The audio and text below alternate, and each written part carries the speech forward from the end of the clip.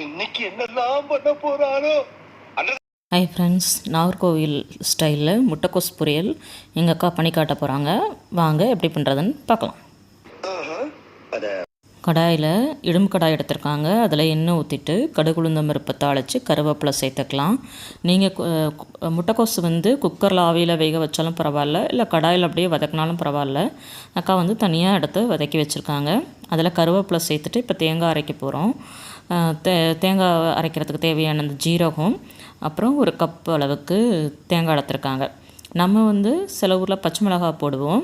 நார்கோயிலில் பார்த்திங்கன்னா வத்தல் பொடி போடுவாங்க, அதுதான் ஸ்பெஷல். ஒரு கப், சின்ன கப்புக்கு ஒரு கப் தேங்காய், 2 வெள்ளைப்பூடு எடுத்துருக்காங்க. அப்புறம் தனி மிளகாத்தூள் சேர்த்துருக்காங்க. அப்புறம் கொஞ்சமாக மஞ்சள் பொடி சேர்த்துருக்காங்க. சேர்த்துட்டு நல்லா திரிச்சுக்கோங்க. ஓகேங்களா? காரத்துக்கு தகுந்த மாதிரி எடுத்துக்கோங்க. உங்களோட முட்டைக்கோஸ் எவ்வளோ எடுத்துருக்கீங்களோ அந்த அளவுக்கு தகுந்த மாதிரி எடுத்துக்கோங்க. ரெண்டத்தையும் போட்டு நல்லா தண்ணி ஊற்றாமல் திரிச்சுக்கோங்க. திரிச்சிட்டு நம்ம வேக வச்ச முட்டைக்கோஸோடு சேர்த்து பச்சை வாசனை போகிற வரைக்கும் வதக்கிட்டிங்கன்னா நார்மல் ஸ்டைலில் சூப்பரான முட்டைக்கோஸ் பொரியல் ரெடி. ட்ரை பண்ணி பாருங்கள். தேங்க்யூ, பாய்.